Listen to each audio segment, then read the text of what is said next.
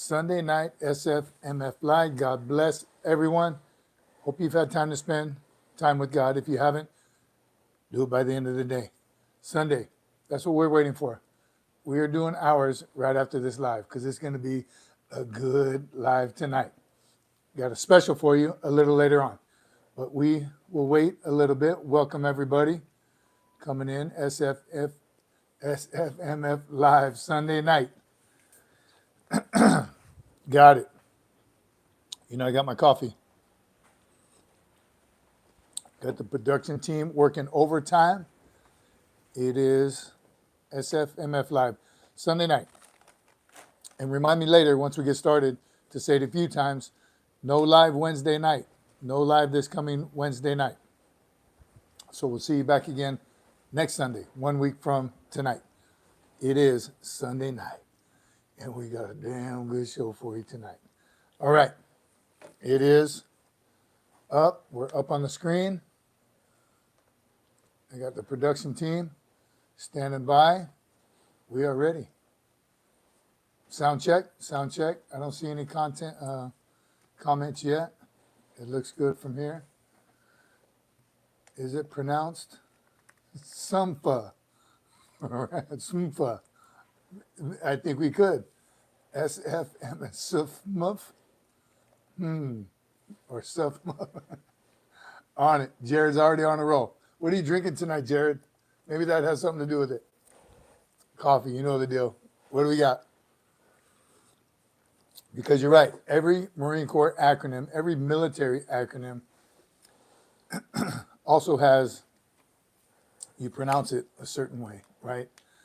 JSOC. I don't know why that one came up. Maybe because USMC Cece just got here. Era. Noah here. Semper Fi. Carl, all present, counted for. Drinking water tonight. Reporting as ordered, Mike Smith. What up, CC, Semper Fi, brother, OG. The production team is checked.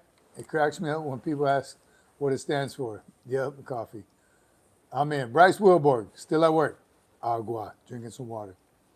All right, glad you're able to sneak us in, Bryce. Semper Fi, everyone. Acronyms. I haven't done a short or anything on acronyms, but good God, we have some acronyms. Hard to keep up with them. Big Earn. Hope all is well. We hope all is well with you. Only if it's a good one. Scorpion Skills, White Lightning. Amen. Say no to steroids. I'm with you. 100%. Antidote, hi from NZ. Is that New Zealand? All right. Welcome, everybody. Acronyms. Again, why haven't I done a short on acronyms? How about when you're in those meetings and people, I think we have, haven't we talked about this before?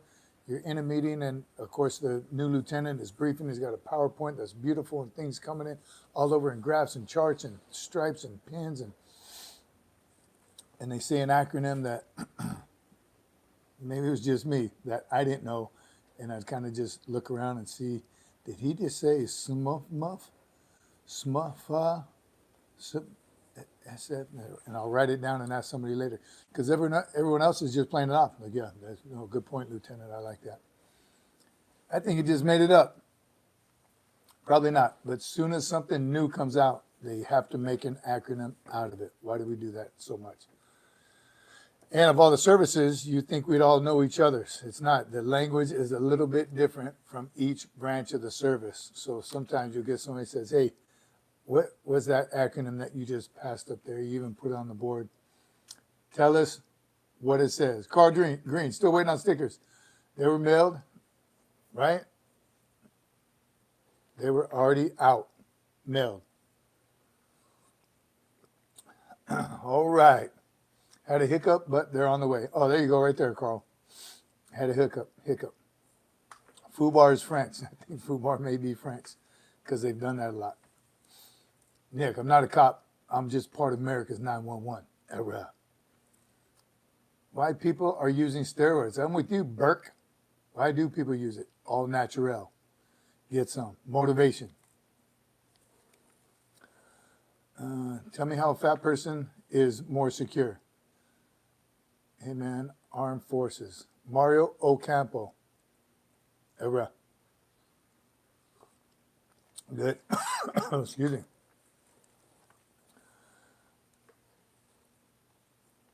Yeah, he's still living, but have you seen him lately? All right, so SFMF Live, Sunday night. We have a special treat for you here in a little bit. So stand by, make sure you stay tuned. Trench family, fan. Thank you, Trench family. Appreciate you. Stay bomb McClat. I think that's a good thing. Appreciate you. McJunkin, John McJunkin is here. Good to see you tonight. Good evening. Good evening, everyone. It is Sunday night. Let me know what you're drinking and where you are tuning in from. Right? Love seeing foreign countries. Love seeing from all over the United States. Love to see y'all here. Trench family, man. That's funny. I am from Brazil. Welcome from Brazil. Present and accounted for, Carlos. Ninth thumb. Pick up the pace, Marines. Trench family, appreciate you. You think you'll? No. Okay. We have a lot of Palestine fans in here. Hydrating with H2O. This is SFMF Live. We are a community of warriors talking about like-minded stuff. All right. We do have a special show for you tonight. We're going to talk about college prep. We kind of touched on it last Wednesday and even a little bit before. And here's why. It's one of those things, kind of why we created a channel just like this, to share knowledge with each other. I've been learning so much about seniors applying for scholarships, ROTC scholarships, Service Academy scholarships, requesting a letter from the senator, a governor, and even the vice president. The processes on how to do that is pretty intense. So something that comes to mind as a parent of a senior in high school who is applying for those things is, wow, it's a lot of work. And, oh, by the way, they still have to do their daily homework. So there's a lot. It's pretty stressful. And as a parent, I want to help out as much as I can. Obviously, I'm not going to write any of the essays for her applying. I think people probably do. In as many ways there are to cheat now in college and even in high school, it's got to be 100% her, and from her mind and her heart. So that's been tough as well. Whole bunch of essays. And we're going to touch on it real soon when we have our special guest. Yeah. Oh, yeah. All right. We got lots of Deaf Poolees watching and listening here. It says John McJunkin. Perfect audience tonight. John, make sure they pay attention. It says great for high schoolers getting ready to, what decision are they going to make? Again, because I think you all know my story by now. I had no idea what I was going to do after high school. Wasn't a great student. I just didn't apply myself. There was no pressure on me to do well. Great family, loving family. Wasn't a family thing. It's just not a whole lot of pressure and guidance to, you're going to college, son. But they also supported me in whatever I wanted to do. And that was, again, I ended up obviously joining the Marine Corps. They had a hard time in the beginning accepting that, but then 100% support. And it was the best decision of my life. And I thank God every day that recruiter, Sergeant McBain, came and picked me out of high school and said, brother, I need to help you. And he did. So knowing what I know now after growing up and having kids and going through the processes of looking at colleges and college applications, Kimi Cece #1, we even had when we made the first call on her to start getting her looked at for soccer, I had no idea what I was doing. So I still call colleges and let them know, you have a daughter, she's a soccer player, she's a beast, and you need her at your school. The first coach I talked to said, was pretty nonchalant. Said, yeah, sounds good, send me her videos. And I had a bunch of videos because we had the big gigantic camcorders Trench family, thank you very much. Buy some food with this donation. Hungry, buy some food with this donation. All right. So I had a bunch of film of my daughter playing soccer, but remember the big giant camcorders? And it was like her kicking the ball and running around, and a little bit of my family. And if I saw a squirrel or something, I didn't have any professional video. So when he said send your videos, I don't even think I sent them. But he said, tell me the company who videoed your daughter, and we'll get the cameras. We'll get video of her, then we'll come visit her. We'll watch a game. That's what I told him. Luckily, this was a nice guy. He said, is this your first call to a college? And I said, yes, it is. How can you tell? I wasn't prepared at all. I had no idea what I was talking about, what I was looking for. I know how great my daughter is, and of course, I'm a little biased because she was my daughter. But this guy says, no, brother, it's got to be professional. We need video. We need not just of hers, where she received the ball from and when she delivered it, where'd it go, and whole lot to it. Whole lot to it that we had no idea. So he schooled us on it, which helped in calling other schools.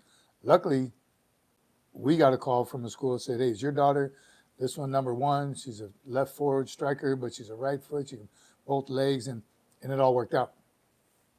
But again, knowing what we know now, just like in the military, we want to share that knowledge, share that wealth of knowledge so you don't learn the hard way.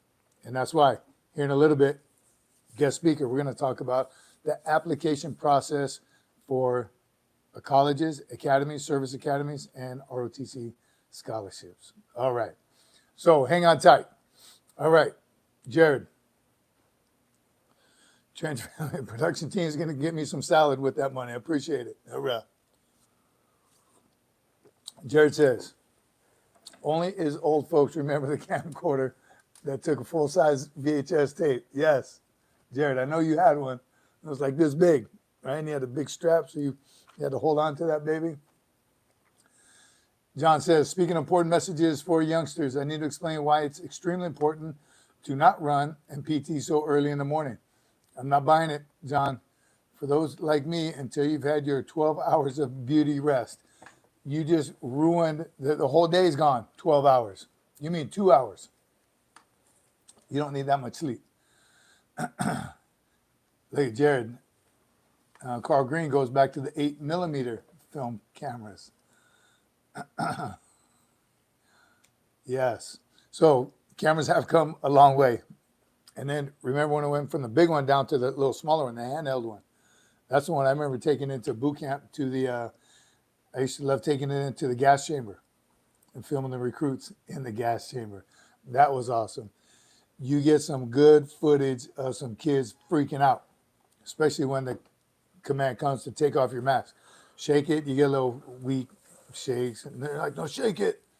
And then when you have to take it off and say your platoon number, your senior drill instructor's name, motivation, and then run out of there. Got a lot of great footage until that CS gas over time completely ate the camera. First it ate the microphone. I noticed that the little fuzzy piece that goes on the end, that kind of deteriorated a little bit. And then a little more and more, it stopped working. The CS gas eventually did kill it. All right. 8mm. I remember that one. Bought a used camcorder in '87. That's why we bought the brand new ones a couple times. We kept upgrading as time upgraded. But come to realize, any kind of footage. And how about looking at it now? How great is it now to have those memories? OG says we had a DI in boot camp. Wig and Staff Sergeant from our sister series. It might be a typo. What am I missing? OG.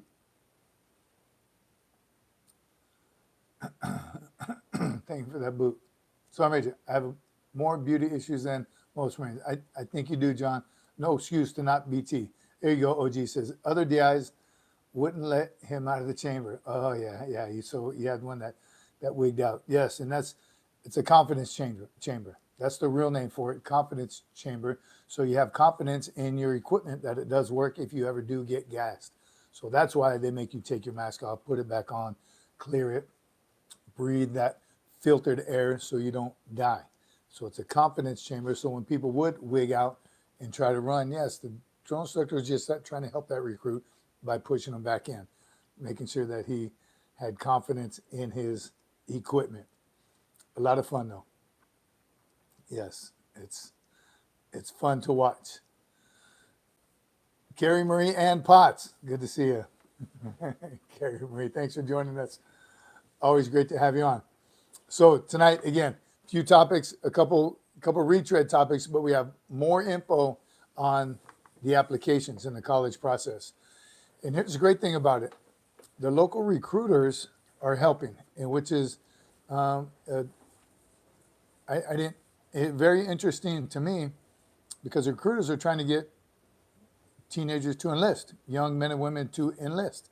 They get credit for how many, and they have quotas. They absolutely do have quotas, depending on your area and the population and whatever. Something like anywhere in Texas, I'm sure their numbers are high because there's a lot of Marines from Texas. California has a lot, wherever. So if you have a high populated area, your quota might be, I don't know, and the recruiters help me out, 3, 4 a month. I don't know what the numbers are. So you have 5 a month. You have to meet that quota. So they're grinding the streets, they're canvassing malls, if anyone even goes to malls anymore, but they're in and out of the high schools. They are busting their butt to meet their quota of 5 recruits or candidates for that month. So the amount of support and help we received, my daughter has received from the local recruiters who are helping her try to get a college, try to get accepted to an ROTC scholarship or one of the service academies is truly amazing. And we're extremely grateful the amount of time and effort that they're putting into it. So it's awesome. It really is. Because again, not knowing, we talk to people who we think who have done it, who have had their own kids that have done it. And then we'll get a shout out a little while later to the ones who supported by writing those letters of recommendation. And if you're anywhere and somebody does ask you for a letter of recommendation, I got to tell you, one, it's an honor if it's a good kid. And I would just recommend, as I've written a few, but the ones we just received for my daughter were pretty amazing. These gentlemen were phenomenal. You don't have to have the best writing skills. Obviously it helps, and they like to see but just the solid information, no sugarcoating, no fluffing it, no trying to just make it sound good. These are facts. And those hold a whole lot of weight. And that's exactly what the board, I'm guessing, is looking for.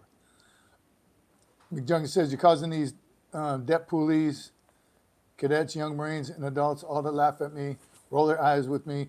It's not your health, it's your motivation, John. Adam East, what's up, guys?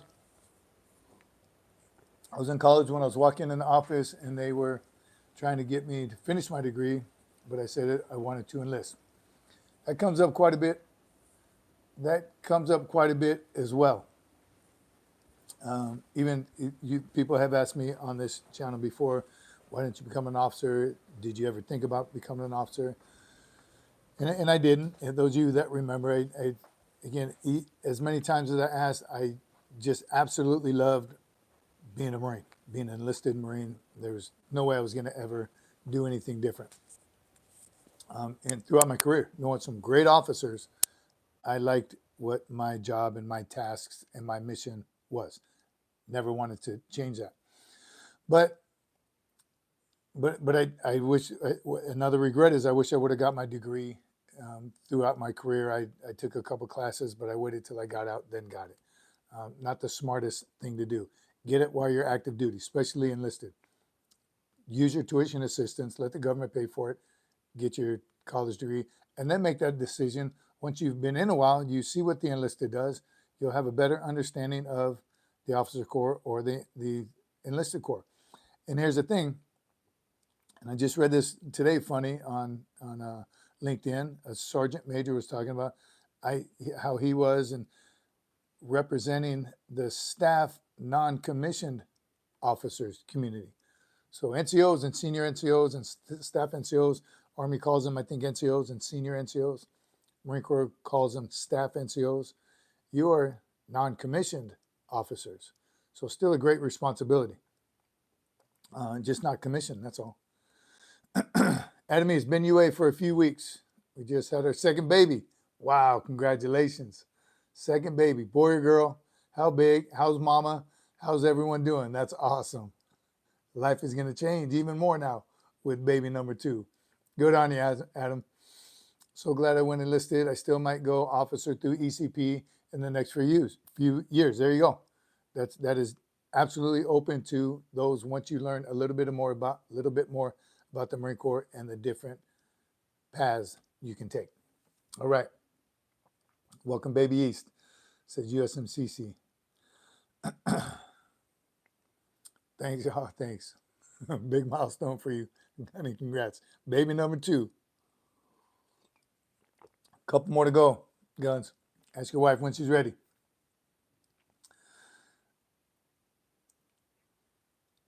Salty's here. Made it. Only 21 minutes late. But never mind that. You're never late.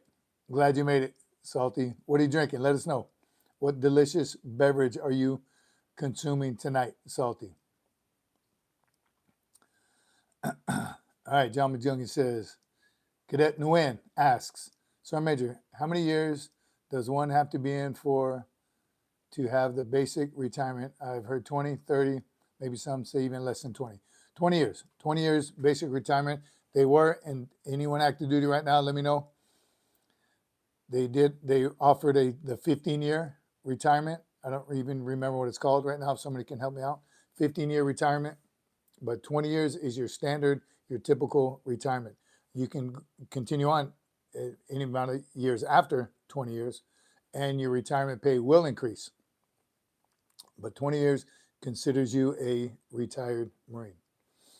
All right, Salty. Johnny Walker Black Label Scotch. Absolutely delicious.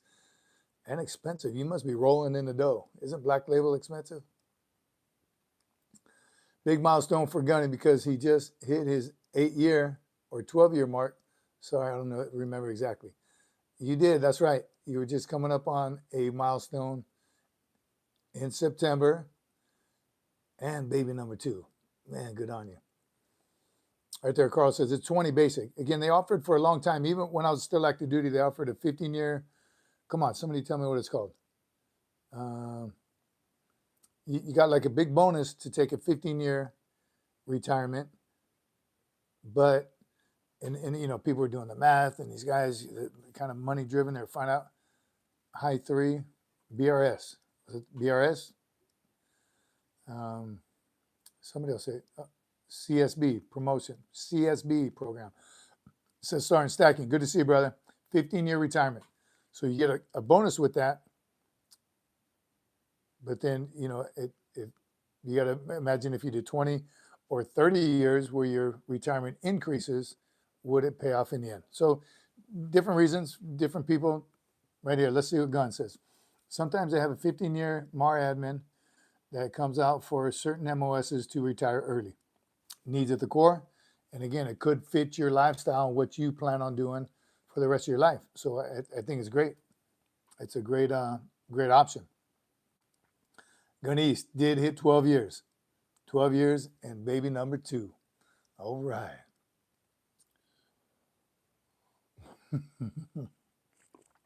Great memory that producer has. All right. Interesting about the retirement, though. Great question, Cadet Nguyen. After 20 years, you can travel in military flight to Hawaii, Japan, etc. 20 years, that gives you the retirement. Military has an awesome, awesome retirement. A lot of people don't know. You think of the military not making a lot of money. One, I mean, look it up. It's public knowledge. You can see what an E5 after 8 years makes. What you don't see, and they don't promote enough, I think, in my personal opinion, is the retirement pay. Not just the retirement pay, but the retirement stuff you get to do. What's the word I'm looking for? Commissary privileges, shopping on gas, shopping on base for gas, commissary, PX, everything the base has to offer. You can still, your kids can still participate in MCCS sports. You just can't live on base anymore, or did that change? They were talking about that. Depends on the housing. If there's availability in housing, it's privatized housing now, so they got to rent those out. So it could be open to a retiree, and all the other benefits that go along with retirement. Legacy retirement is 50% at 20 years. New BRS is 40% at 20 years. All right. And the BRS, help me out. What does it stand for? Basic retirement. I don't remember either. Jared says 2 kids, 3. That's Mark's Gunny. All right.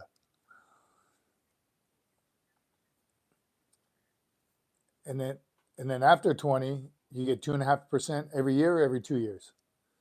So at 30, I know it works out after 30 years, you get 75% of your base pay.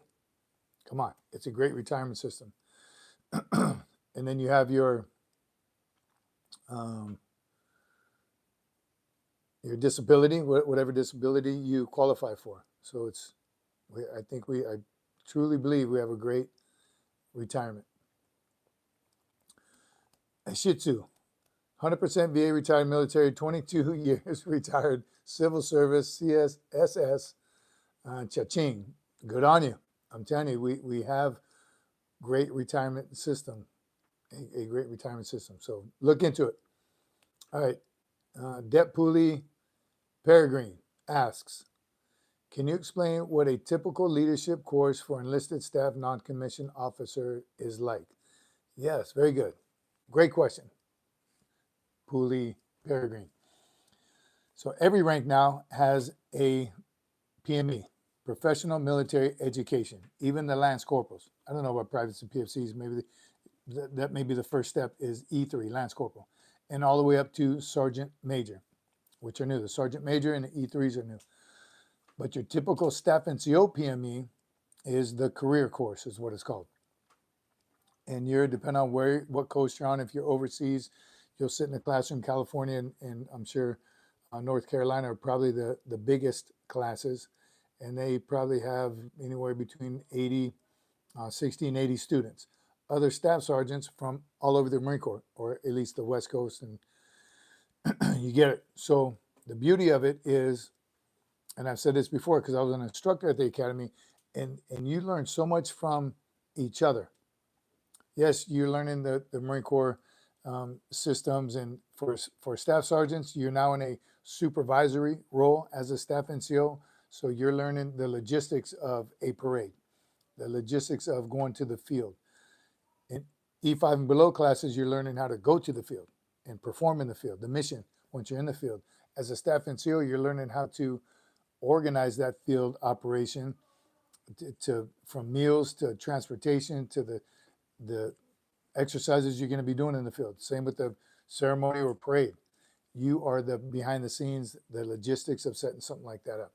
So it's I firmly 100% believe in the Staff NCO PME that we do have. Now, other MOSs each have their own professional military education for that MOS as well. Engineer community has an engineer staff NCO course. They have your basic course, your NCO course, your staff NCO course. And it's just the higher you go, the bigger picture. You just back up a little more and you have a bigger picture of what you're learning. So it's great. I think our PME is great. Officer PME is great. They've been taking care of their officers for a long time. They spend a lot of time in school. The Sergeant Major course is new. When I say new, I'm talking 10, 12 years, right? Maybe even 20 years that we've had the Sergeant Major Academy. And for the longest time, they would pick a couple Marines a year because in the Army has a Sergeant Major Academy once a year. And they offer up a seat or two to Marines to go to their Sergeant Major Academy. It was pretty cool. I never got to go. And by the time it was in the Marine Corps, we had our own course. I was already getting out.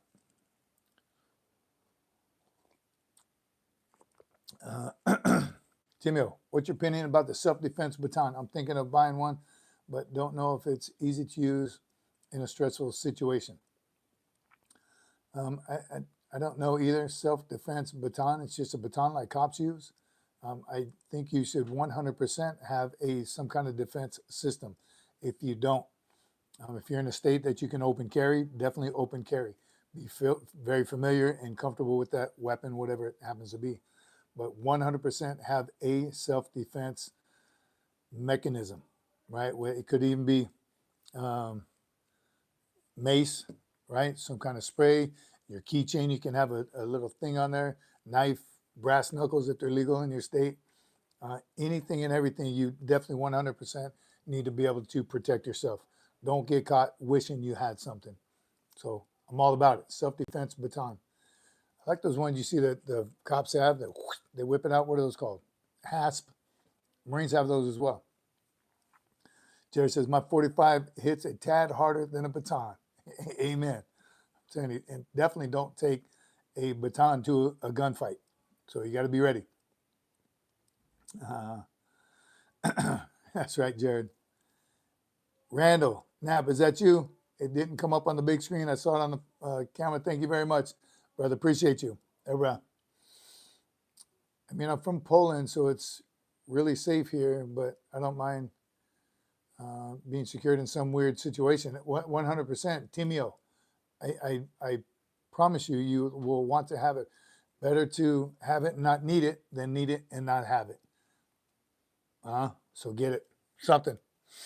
Randall Knapp, good to see you, brother. Thank you very much. Appreciate you. Thank you, Randall. Jared says, I would not recommend hand-to-hand if you have no experience fighting. Mace, pepper spray is very effective. 100%. Yes. Be able to protect yourself and your family.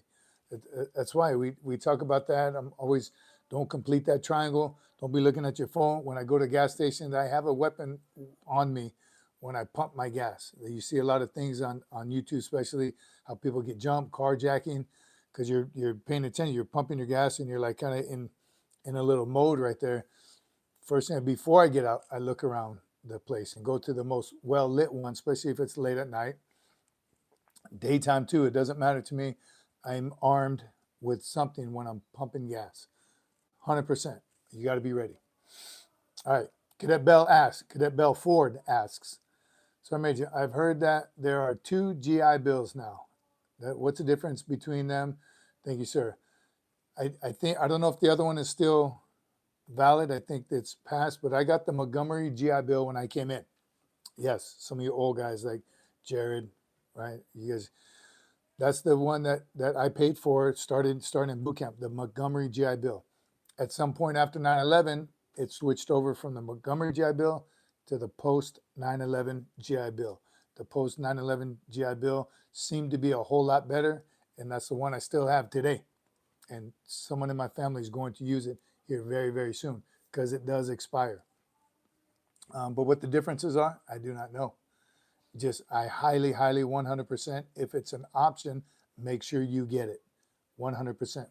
Even when they switched it over from Montgomery, the Montgomery GI Bill's got to be gone by now. They switched it over for me, but I had paid into the Montgomery GI Bill, again, starting in boot camp. $100 a month, 12 months, paid for.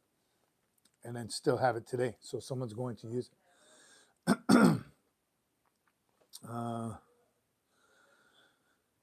In the topic of a 45, I would love to shoot from Desert Eagle someday. I don't know if I don't have a Desert Eagle.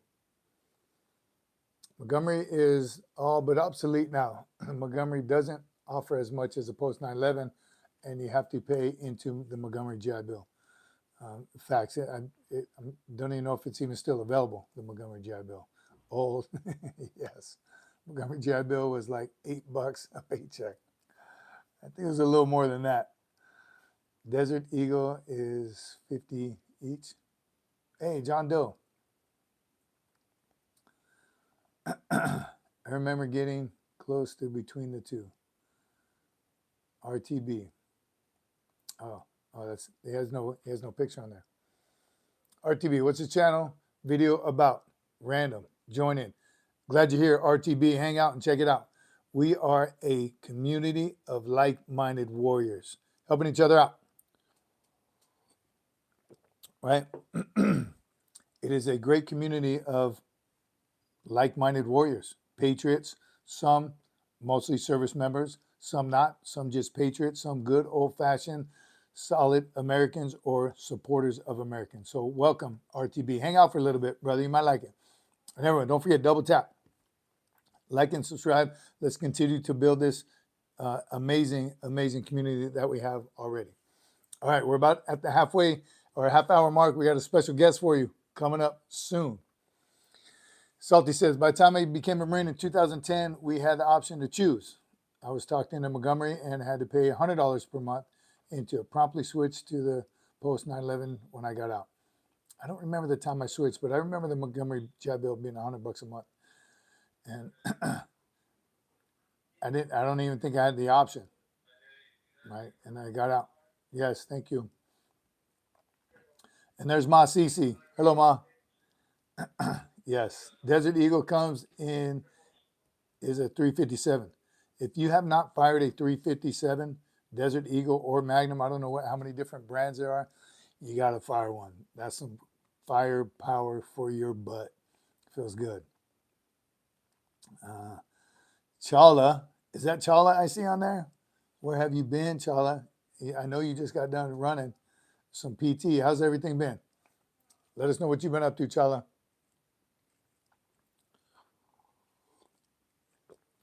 Tim says, when is it time to do push-ups? Need some pump. It's always time to do some push-ups. Joe Warren. Why is it not coming up on the big screen? Joe Warren, thank you, brother. Simplify, my friend. Awesome. You guys are awesome. Randall Knapp says he has a Ruger GP100 357. Love it. I've only fired one 357. I want to get one. All right. Let's see from another Poolee asks, what benefits are there to enlist for 6 years as compared to enlisting for just 4 years, if any? So again, any recruiters or anyone current know this. I remember the 6-year enlistments came with an automatic promotion to corporal, E4. We called them contract corporals. They weren't always the best NCOs because they knew it was coming. We felt they didn't have to earn it like everyone else had to fight for it. I don't know if that's still offered, but that was the bonus for signing up for 6 years because it was a guaranteed contract to E4. And I don't remember the time stipulation, if it was after your 4 years, you automatically got it or what, but that's the only thing I know of the difference. And I guess even way back, it used to be offered 2-year contracts. Now I thought it was all standard 4 years. But if the 6-year contract is still offered, here's why I would say don't do a 6-year, because after your first 4 years, you go to re-enlist. There may be a bonus for your MOS. Some MOSs have bonuses when it comes re-enlistment time. So if your MOS has a bonus at your 4-year mark, but they already got you for 6 years, you're not going to be able to re-enlist and receive that bonus. So unless there's some other benefits that the recruiter can show you in writing that you'll get by joining 6 years, I'd say just do 4. That Poolee wish to remain anonymous. All right. Yes, Warren, thank you, brother. Chala, that's awesome. I missed what Chala said. Adam East, right? Gunny East says just do 4. Again, unless there's a huge bonus that comes with it, I don't see a reason to do 6 either. Get more money if they offer it, right? So just once again, if you can take a Marine with you to talk to the recruiter, that would help out you, just so you don't know what you don't know. So a Marine will know what questions to ask. So if you can, that'd be great. All right. Once again, it is Sunday night. SFMF Live, getting ready to bring our special guest on. Get your questions ready. Right there, USMC Cece says some MOSs require a 6-year contract. Akamai, probably because the school is so long. Randall says, I signed up for 6, picked up corporal in 13 months. Not why I did it. I wanted a specific school MOS and duty station. I caught crap for the fast corporal, but eventually earned it. I hear you, Randall. Again, those contract, oh, he's just a contract corporal. But if you live up to it and you're kicking butt and taking names, good on you. They're just mad. I was mad because I didn't think of that. But some MOSs probably require it because their school is 12, 18, 24 months long. So they're gonna require you to say, because you're gonna be in school for 2 years. Boot camp, infantry training in school, it's gonna be 2 years before you hit the fleet. Is there any MOS that have no recommendation for officers are criminal justice, psychology, business administration, engineering, finance, IT, and nursing? Great advice, Carl. Nursing is Navy, though. Exactly. Usually MOS in the aviation field. 2674. Awesome, Randall. Again, good on you.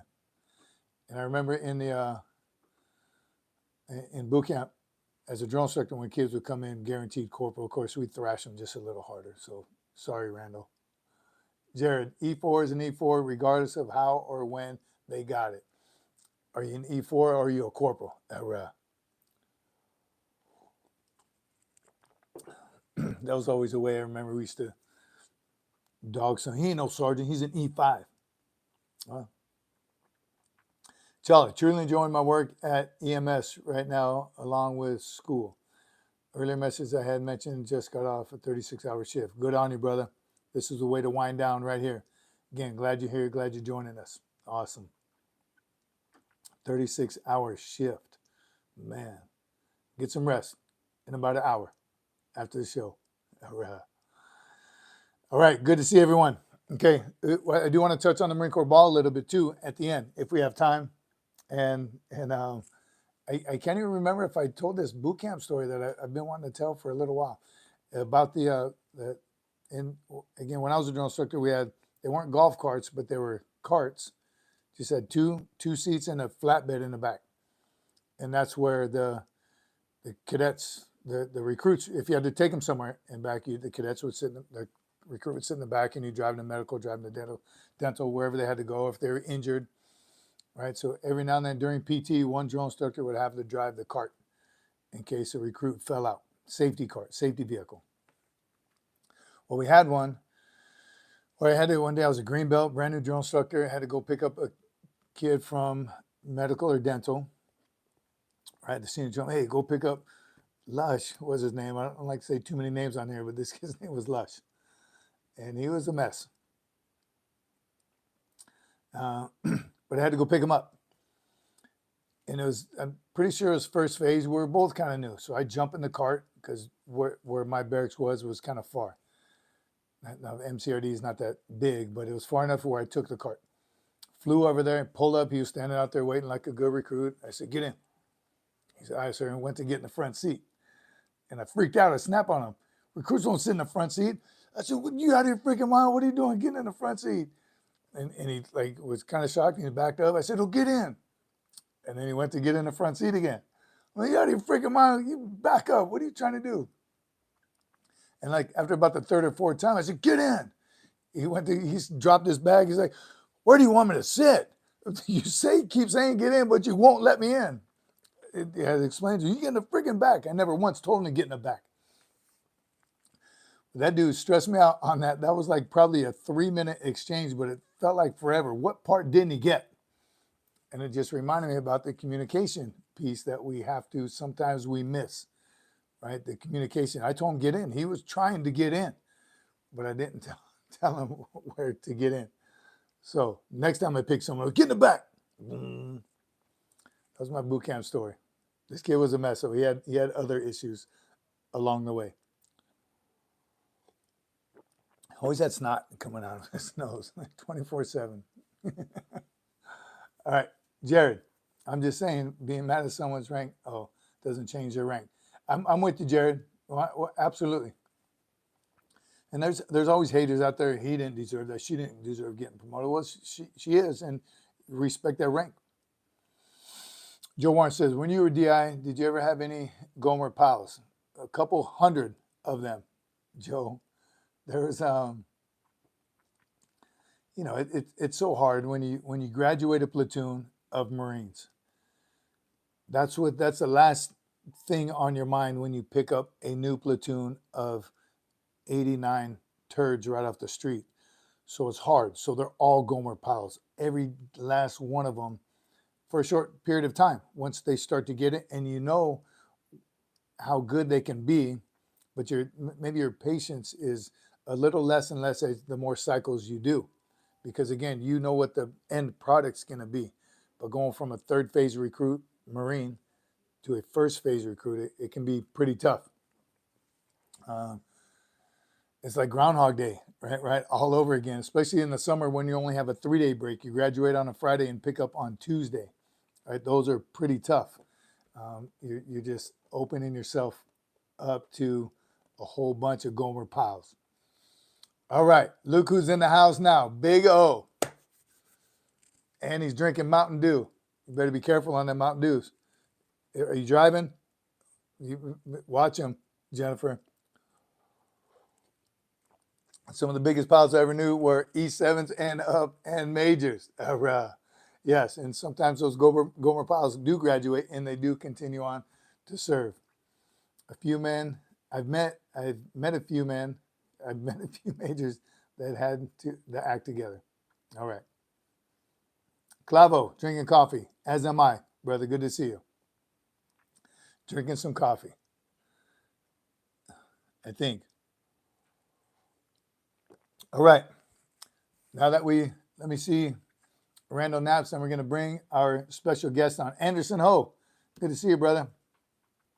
With the OVSM. Randall Knapp says, the scariest thing for me in boot camp, 1986. Wow, it's a long time ago. As a 2674, there were strange times when I had to meet with intel, security, clearance people. They tried to talk to me like a human being, even staff sergeants. That is pretty weird, Randall, to talk to someone like that while you're in boot camp, because you obviously had some top secret stuff going on, but to actually talk to someone, a human being. I talked to a gunny on the phone one time, and he talked to me like I was human. That was really weird. I feel you, Randall. Interesting, very interesting. Avila, yes, there is a volunteer service medal. OVSM, got a couple of them. We'll talk about that here shortly, or maybe on the next one, but that is when you volunteer your service, 3 years, could be one day a year, but for 3 consecutive years, you are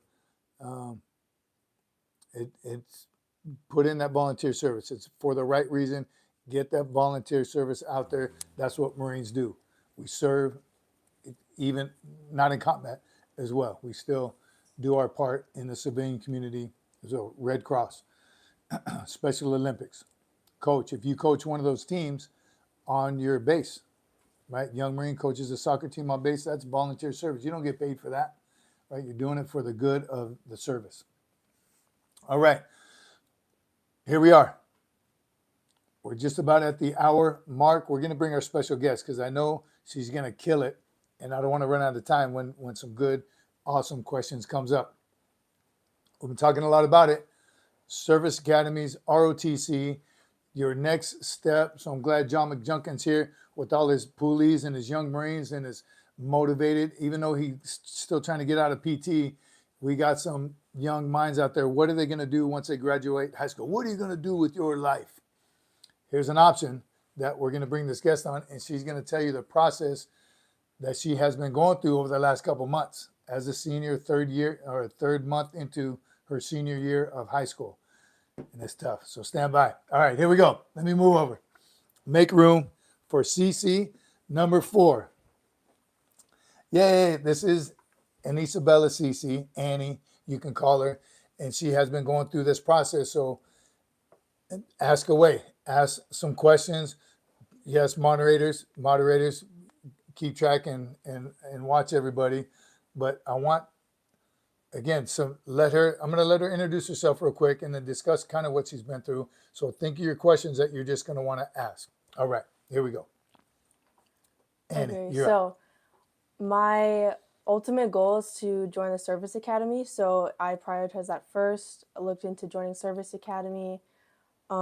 It's been difficult because I just made this decision last year, and you're basically from your freshman year, everything you do is really important.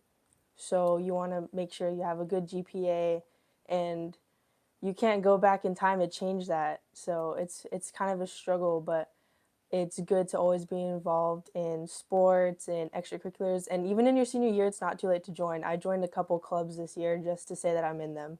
And it's good because it shows how like you're a well-rounded person.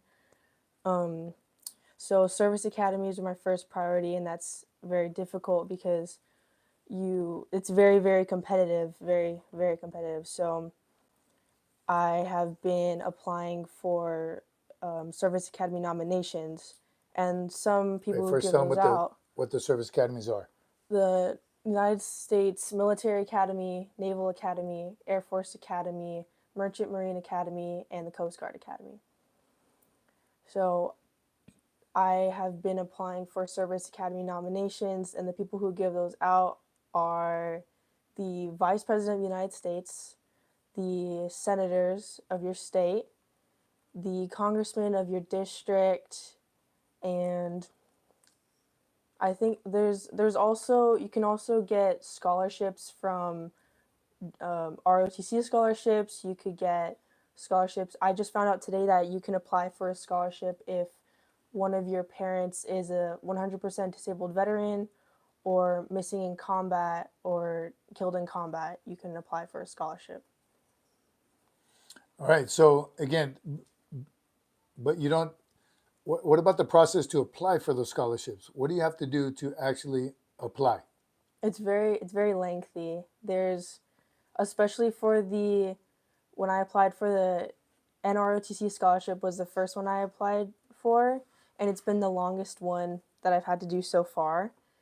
You have to also do a physical fitness test. If you're doing the Marine option, you do the PFT. No. And you have to, test scores are optional, but it's good to have them also to take your ASVAB. And Do we have a sound problem? Sound check, 1, 2. Everyone still hears? Are we good? Oh, there you good. so the scholarships, and then also letters of recommendation. It's good to have, I believe, 3 are required for some. I know for the senator ones, there's also a lot of essays. For one of them, I had to do 8 essays. The other one, I only had to do 3. And the other one was 3 short answers. The other one was 8 long answers. I know for the NRTC scholarship, there's 3 lengthy essays.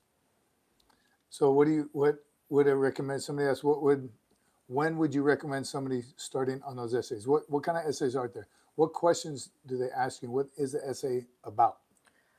I wish I had started over the summer at least, because the deadlines are coming up really fast. So it's, if you are not a senior yet, I would look into it. I know for the NRTC scholarship, the questions remain the same.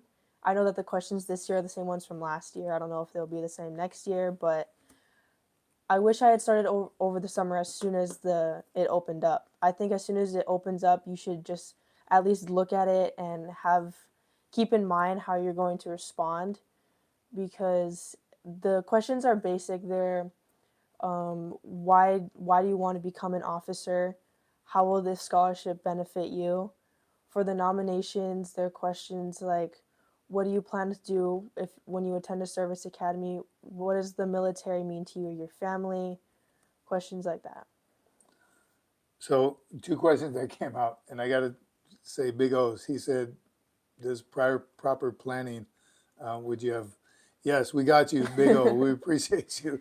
Last minute. So here's to fill everybody in on it. So what we're learning as we go, right? And that's why we want to get this out there now, because yes, we've had to ask people last minute for letters of recommendation, because not only does she have to, the student have to write a whole bunch of essays, they also require letters of recommendation from your community, right?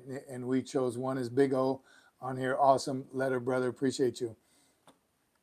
But we only gave him like 24 hours to do it.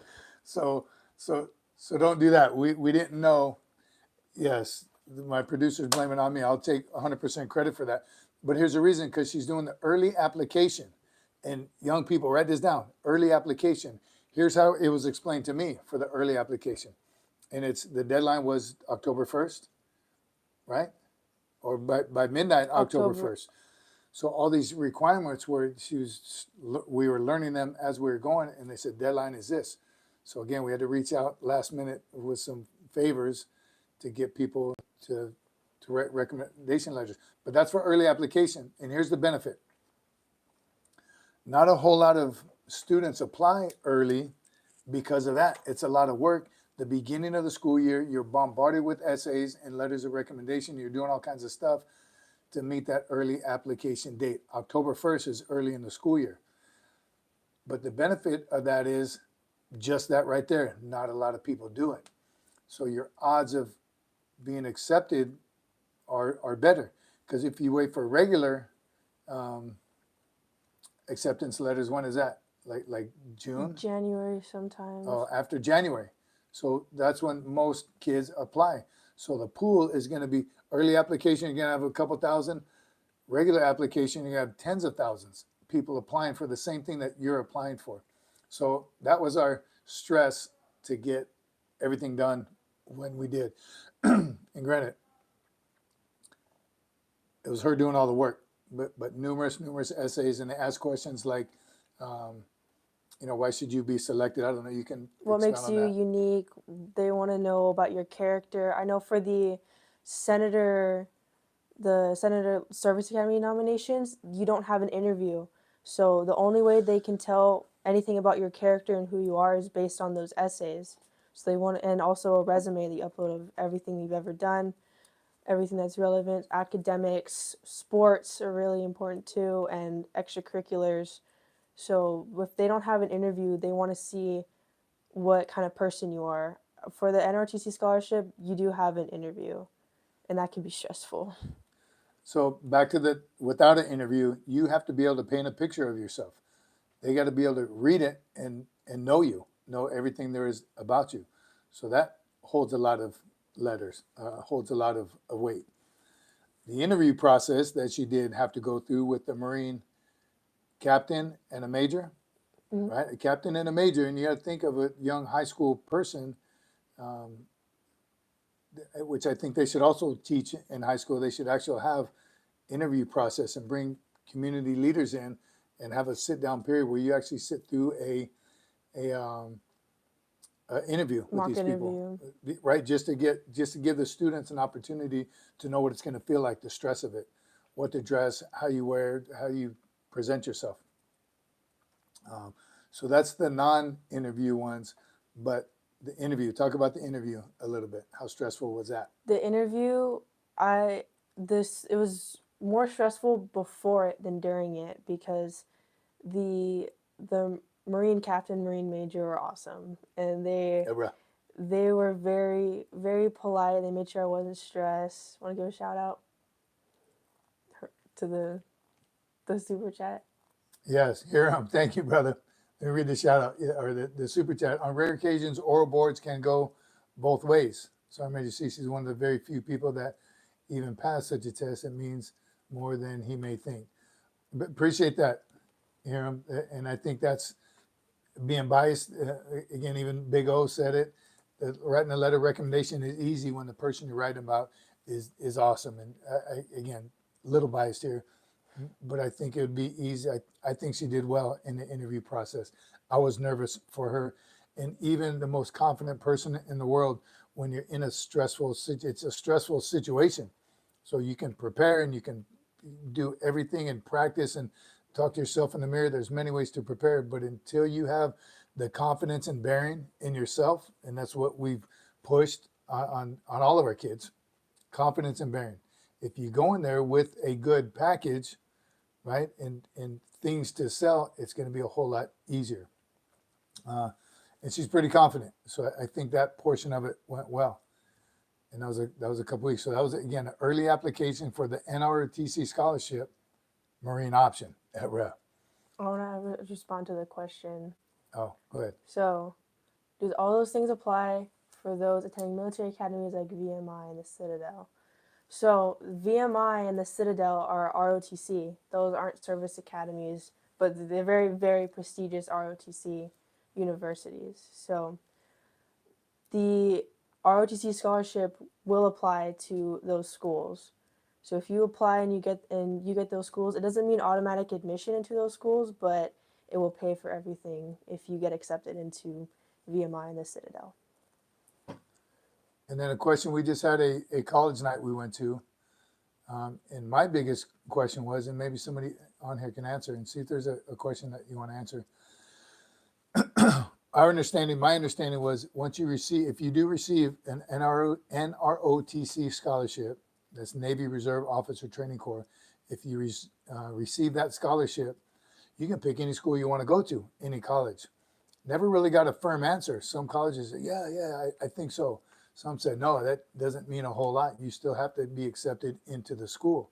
So once you receive that scholarship, I still think, and I guess if somebody knows, please tell us, it's going to help your package, I'm sure, but you still have to apply for that college. But in your application process and the essays you're writing for them and filling everything out, financial and aid, and when you get to the part that how you're going to pay for the school and you're going to say NROTC scholarship, I got to think the school is going to be like, oh, okay, there's someone we don't have to worry about financially. And obviously, if she was accepted for that scholarship, she might be good to go. Might be someone we want to have in our school. All right. Chesty Pooler went to VMI. Are you sure, old Irene? Did he really? All right, what else? Chance says, hey, I'm in a sub, man. You guys are discussing some good topics and have some good views. All 9 of us. Thanks, brother. Chance, Semper Fi, brother. Like and subscribe. Tell your friends. Appreciate you. All right. He did. Jesse really did go to VMI. Played football with a VMI guy. He was a dropout of VMI and then enlisted. He was on our football team. He was pretty good. How do I join? There you go.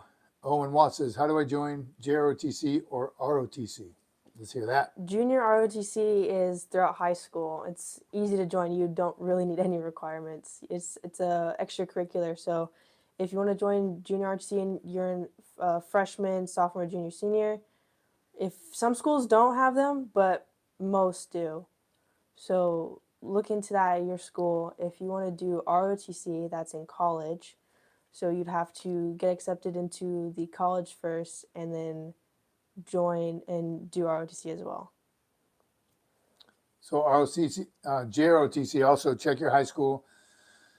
Some offer up, if your school doesn't have a JROTC, find a local school nearby that does, and you could go, you can be a part of that other high school's JROTC. That happens also. Not every school has it, but there are a ton. The Marines have the fewest amount, I think a couple hundred, 200. Army has about 600 programs throughout the United States. So check in it, check your high school or the nearest one around. The same applies for colleges. If you go to a college, it depends, but if you go to a college that doesn't have ROTC, there's chances that a college nearby has ROTC, so you could travel there to do the program. And even some colleges have 2 or 3 ROTCs in the school, Army, Navy, Air Force. Marines do not have an ROTC. That's why we mentioned earlier, she's applying for the NROTC scholarship with Marine option. So I think it's your junior year, before you start your junior, you graduate your sophomore year, when you're going into your junior year at ROTC, that's when you make the decision to stay Navy or you have the Marine option at that point. There is no Marine ROTC. Cadet Chen, I'm 16 right now. How soon should I start, or should I have started already getting all the things you mentioned done in order to attend Annapolis? The Naval Academy. So it depends. If you're 16, depends, or if you're a sophomore or junior, sophomore or junior. So if you're a sophomore, it's too early to apply, but you can get on track to look at the application process. I know for a Naval Academy on the website, they make it really easy for you. For if you're a junior, you can already start looking into the application process. And make sure you are on top of your grades. Make sure you're on top of school. Make sure you, if you're in sports, JRTC helps a lot. If you want to do ROTC, that looks great for you. But yeah, stay on top of your grades, and extracurriculars in sports look good as well. Jen is a junior. Junior, definitely start looking into it. All right. Do we have sound issues? Can everyone hear? Annie, okay? Should we switch microphones? Oh, okay. All right. A draft is coming. Maybe. I don't think it will. It's not lagging here. Thanks, Jared. All right. Hit the books, keep fit. Right there. Frank J says hit the books, keep fit. Maybe play a sport or other extracurricular. Good advice. Awesome advice. The more you can do in high school, and you're going to start running yourself thin, especially juniors, you're going to find yourself thin. Don't let your grades drop. GPA is highly important. So is the SAT. What about the ASVAB? How'd you do on the ASVAB? The ASVAB isn't required. I don't believe. It depends. I think the SAT matters more, but the ASVAB definitely helps if you get a high score. Definitely take your SAT this year. Take it as soon as possible, because if you get a good score, a great score, I believe like a good competitive score is 1300 or above. If you get that score, great. If not, just take it now so you have more opportunities to take it again so you can get a higher score. And physical fitness is a big one. I forgot to mention physical fitness. Start training now. Definitely start running, because running is something that takes a lot of time to build up, and you want to be good by the time you go. So make sure you start running, staying Extra physically fit. producer. Sorry. No. Please give me the other earpod. So, look at Jared, nailed it right there. Don't forget, old people aren't just old people. They have valuable information. Give me the other one, please. It's in my room. Again, that's all just amazing information that I don't think a lot of people know. Check with your college counselor. Ask him or her, especially as a junior, what do I need to do? When should I start? Again, as funny as that was from Big O, and yes, we do owe you, and the others that have completely helped us out. The sooner, because somebody did ask me to write a letter. He's not applying till the regular board, so I got a couple months to write his letter, and that gives me plenty of time to write his letter. But if we would have known this stuff, everything in a checklist, and colleges will tell you, schools will tell you, the website will tell you, probably even when to start doing the certain things that you're doing. What you can't go back and do, though, is again at your freshman and sophomore year, getting those grades. They look at everything, your entire record. Community service, how much community service, if you wait till your senior year at the beginning, you're not going to have enough. They're going to say, great kid, but he does nothing for his community. Do we want him in our service? Not do we want him in our service, but is he one of the top performers that maintains a sport all through high school? There's nothing quick, like squirrel right now, but if you jump sports, one year you do this, next year you do tennis, then you do football, then you do basketball. You got to be consistent in it as well. Do you have to letter your freshman year? No, you don't. Absolutely not. But that you're consistent and you do well and you stuck with something that you started. Quitting something halfway through the year, changing classes halfway through the year.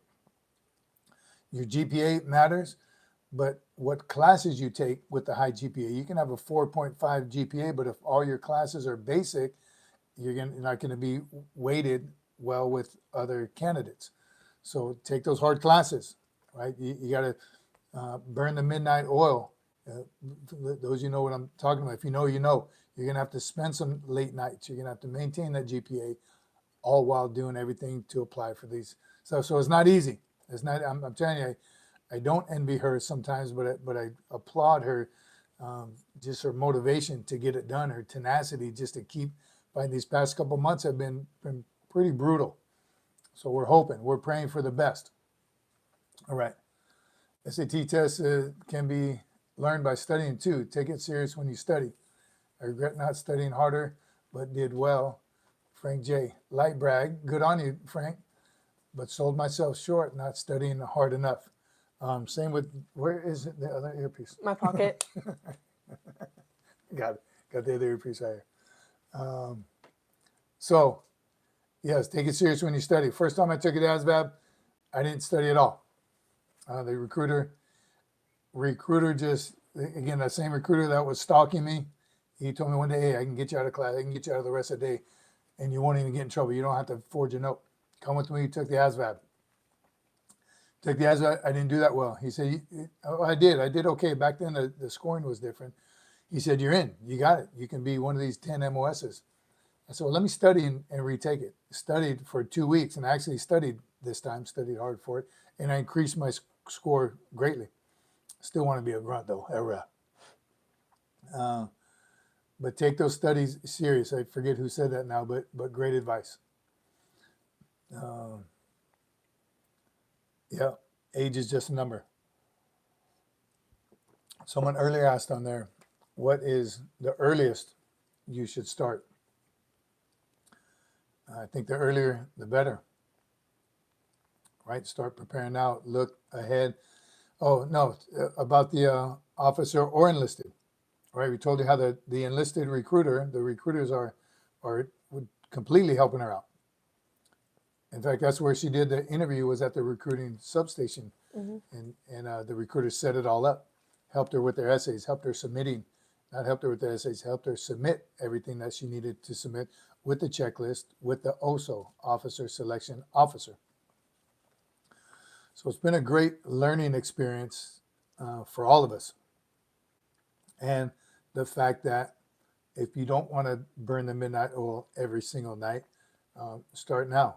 Look up some essays. Did you looked up some essays, didn't you? Mm-hmm. Just to get an idea what to write? For the NRTC scholarship, I know there's some resources that have essay examples for what they're looking for and what they don't want to see in essays. What kind of stuff do they not want to see?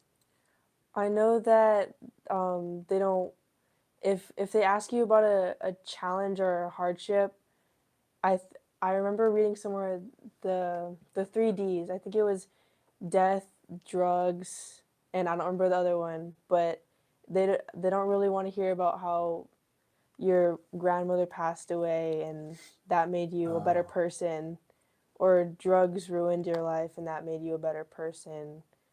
But it's not to say that it can't be a negative topic, but it just has to really relate to how that changed you as a person for the better. Leadership. Mm-hmm. Leadership. I think there's probably some key words that they may be looking for, right? In leadership, so a challenge. Yeah, we did discuss that quite a bit. If they asked her in the personal interview, right, the one-on-one, they knew they were going to ask that question. What challenge have you faced and how did you overcome it? What was the other one that you had a great answer to? The question? Was it that one? Your greatest, or no, your greatest weakness. Greatest weakness. Right. What is your weakness? Have a weakness prepared. Like what? I said my greatest weakness was delegation because I have the highest leadership position in JROTC. So delegation is my weakness because it's challenging for me to delegate different responsibilities to other leaders because I want everything done to the highest standard.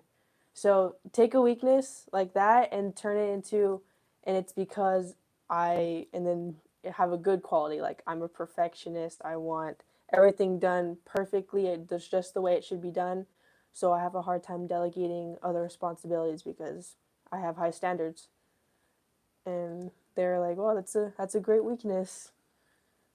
Because I think, again, what they're looking for is not so much anyone that ever has sat on the board, had sat on this side of the table interviewing someone else, or like for a promotion board. The answer is important, but just as important is your confidence in bearing when you're asked a tough question. That's why you hear stories of, way back in promotion boards, how many holes in an MRE cracker, how many beads on a dog tag chain. Not questions that they right or wrong answer. It's to see your confidence in bearing.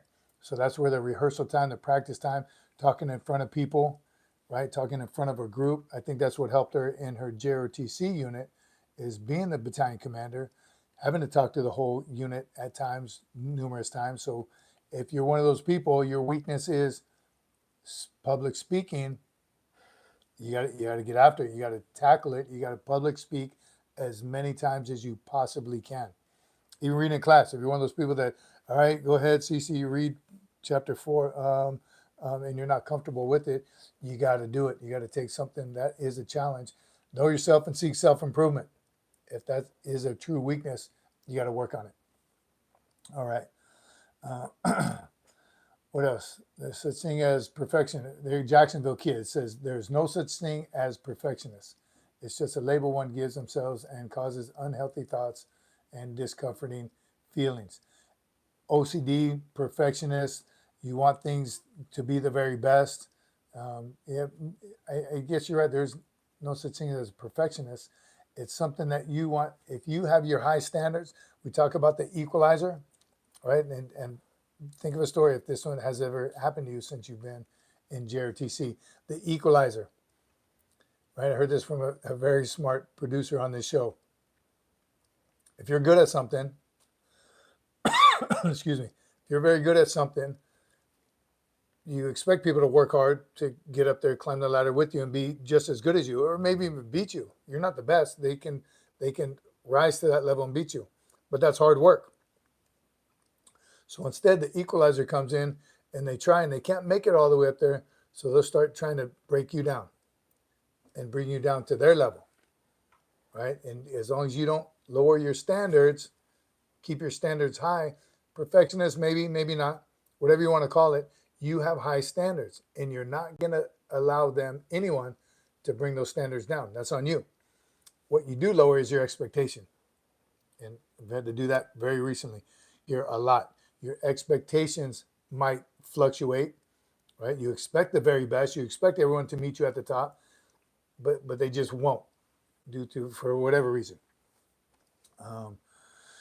OCD, attention to detail, all those things. I say I have OCD all the time. I don't know if I do or not, but I want things perfect. Not my way. I just want them a better way.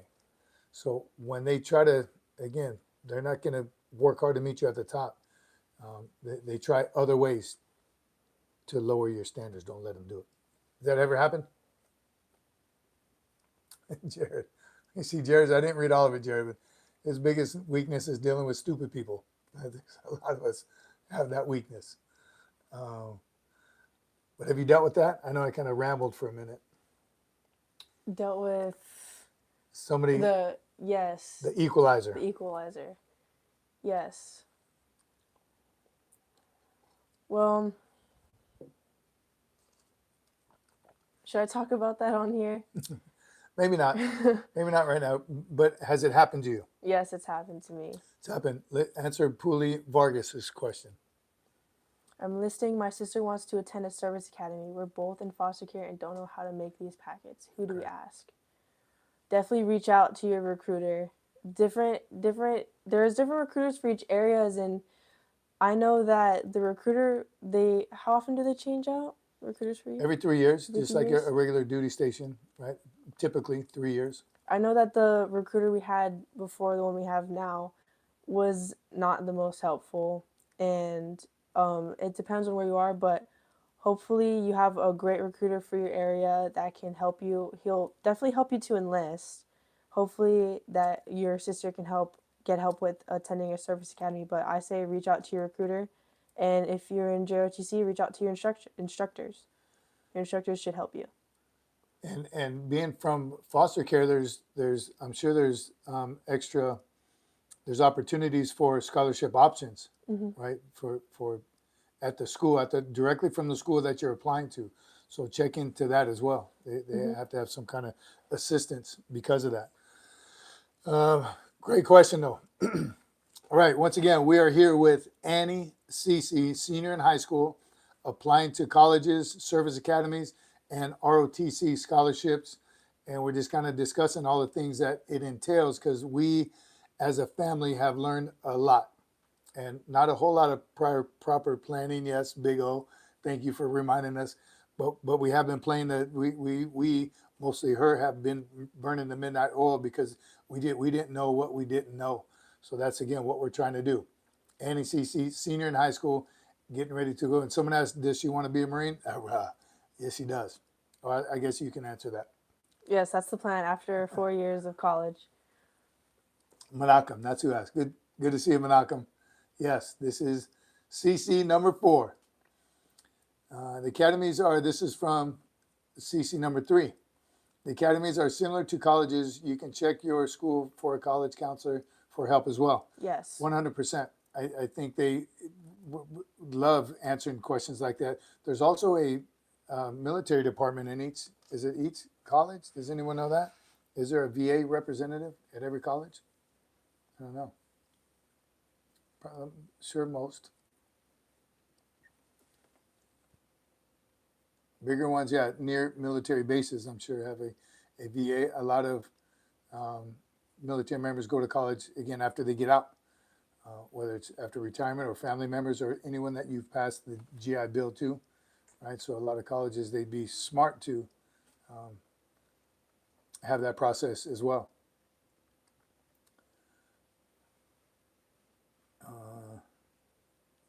Warrant officers. Riley, what you got about warrant officers? We talked about CC number 3, thinking about that later, enlisting. She's enlisted and then going the warrant officer route later, or just commission, or just stay an enlisted Marine throughout. But highly recommend 20, minimum 20. Somebody asked about retirement. Minimum. You see what Jerry says? I'll give you credit. Little Miss CC, there's an old saying. If you fail to plan, you plan to fail. Money Man, AK, how long have you been doing this? A year? A little over a year? It's time. All right. All right. Any other questions for CC? Number 4, JROTC. Getting ready to, we're going to find out, I think, about the NROTC scholarship November. So next month, sometime, the end of November. And definitely we'll have her back on to tell you the outcome of that.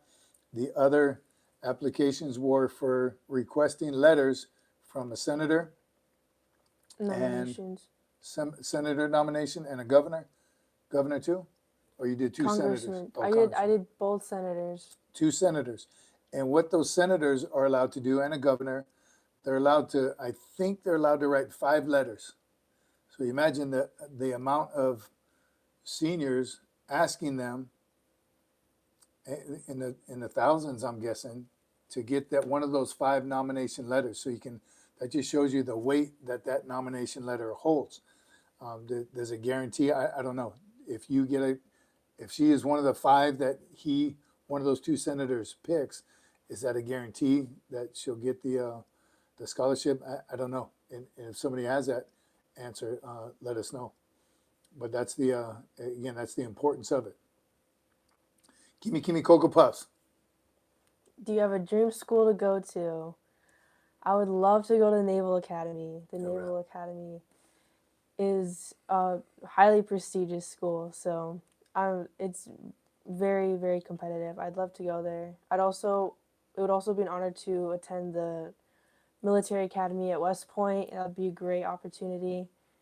If I can't get into either of those service academies, I would like to go to Texas A&M College Station. They have the Corps Cadets, and it's an amazing Corps Cadets. Jerry, let me answer Jared's question. Jared says, are you, just disappeared. Are you looking forward to the day that you can salute little Cece? He said, call me ma'am. Oh, call her ma'am. He said he would never call me ma'am. Call her by her rank. What she's looking forward to more is to have her big sister salute her and call her ma'am. Where you at, USMC Cece? Yes. But yes, on her day of commissioning, it's going to be amazing. Kimi, I'll take you to football games when I get in. The football games are amazing. I can't wait to go to one. Civil Air Patrol. We've known some kids in the CAT So the cadet program in the Civil Air Patrol is another option, JRTC, if JRTC is not available. So are they tied to a school, John? Or do you know that? Civil Air Patrol is not tied to a high school, right? It's the community puts that one on. Yes, Jared, I will. I have to. I can tell you. That's right. Yes, ma'am. No, ma'am. Aye, ma'am. Get ready to say those things to your little sister. We'll see, Jared. We shall see. So, and thank you, John, for that. Again, the Civil Air Patrol. Young Marines, is that an option? Right? Maybe, John, you can ask one of you guys. Are they, here we go. Does the service academies not accept you if you had good grades and high GPAs, but also had one misdemeanor arrest? Very good question. There's definitely spots on all the applications that ask that. So I think it's very important. I want to believe it's not a showstopper because people make mistakes, right? I just think the rest of your package probably has to be boom. Yes. Right? I wish I could give you a solid answer, but I think I agree. The rest of your package should demonstrate that as of right now that you are a well-rounded person, and letters of recommendation should be strong as well. Oh yeah, good point. First Sergeant Cheatham, did you meet him at A&M? Anderson Ho was asking, College Station? I don't believe so. College night last year. Right, the one that gave the brief? Oh no, college night here? First Sergeant Cheatham. Not sure, Anderson. We're looking at that. It's an Air Force program. I do want to go the officer route to answer that question. You would likely, Frank J says, you would likely need to address any arrests in the essay or statement of some sort. Along with that, Frank J, good point. And I think whoever asked that question, John McJunkin, tell them the letters of recommendation that you have people write for you, have them mention it. Yes, okay, I see that he was arrested at 16 for a misdemeanor. Since then, this is what he has done to overcome that, what he learned from it. I wouldn't try to hide it or try to poo-poo it off. Definitely mention it so you know and that he or she held themselves accountable, paid for their mistakes, however, and what they've done to overcome and make sure that doesn't happen again. I would definitely mention it though. Don't try to hide it. Jared, I think you might have more than that. 29 misdemeanors and no felonies. Served with the First Sergeant Cheatham in New Orleans. Phenomenal Marine. Hope he's still there, Anderson. We're going to find out now as soon as we get up. Say again? Yeah, I don't remember. Producer's checking into that right now. Get juvenile records expunged. Works different in different states. Been a model citizen ever since 18. There you go. It says Frank J. If it's a misdemeanor prior to turning 18, you can get them expunged. California is one of those states. I don't know what other states allow that to happen. The misdemeanor arrest was for throwing toilet paper on a high school gym. Oh, come on. Who hasn't done that? Really? Man. In fact, we're going to go do that tonight. Just kidding. I wish him luck. That shouldn't be too much of a problem. I don't know, honestly, but I wish him luck. Wow. Got a misdemeanor felony for that? What is SFMF? You can answer that. Semper Fi, my friends. Hurrah. Remember what Chesty said, take me to the brig. Show me the real Marines. Hurrah. Maybe you don't got to address that in an essay, brief statement, no more. I'm with you, Frank. I think it should, because they're going to see it and then they're going to say, well, I wonder why this person didn't mention this. What are they trying to hide? So yeah, brief statement about it. I agree with that.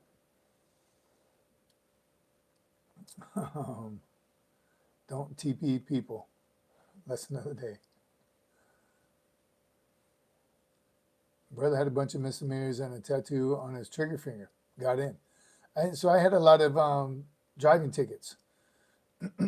More than what I put on the sheet, and not that I was trying to hide any of them, but when I was filling out the enlistment documents, that 20 pages of stuff, and press hard, you got to go through 3 copies. For the driving record, it only had 4 spots for, and I remember asking the recruiter, I said, oh, there's only 4 spots. I got a couple more tickets in there. He said, put your 4 most, your worst ones, speeding or, whatever is on there. So I put 4, and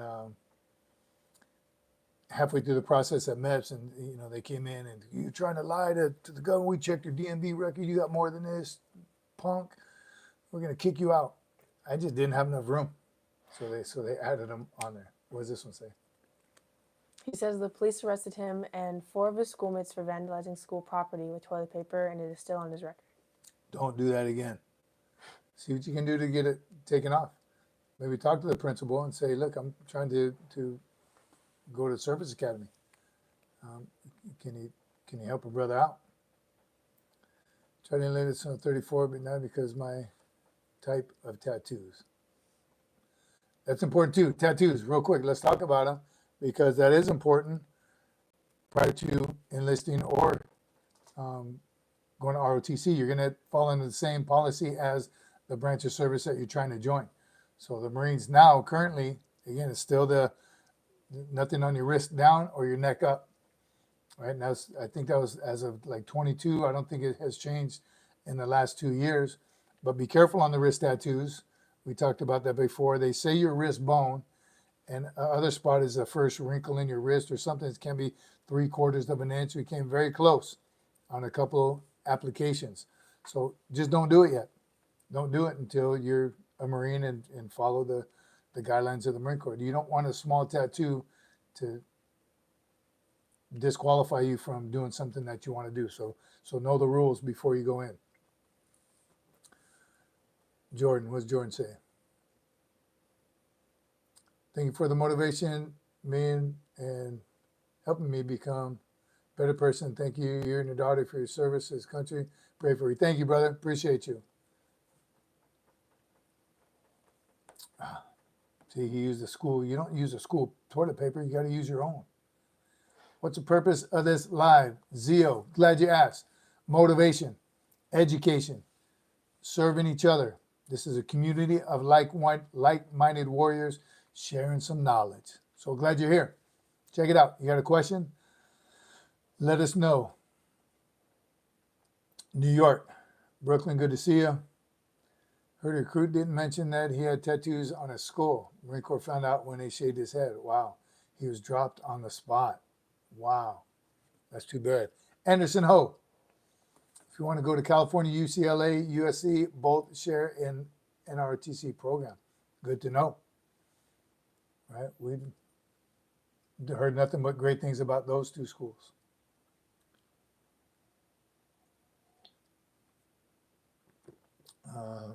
And the other thing is, you don't have to do Naval ROTC if you're during the Marine option, right? Facts.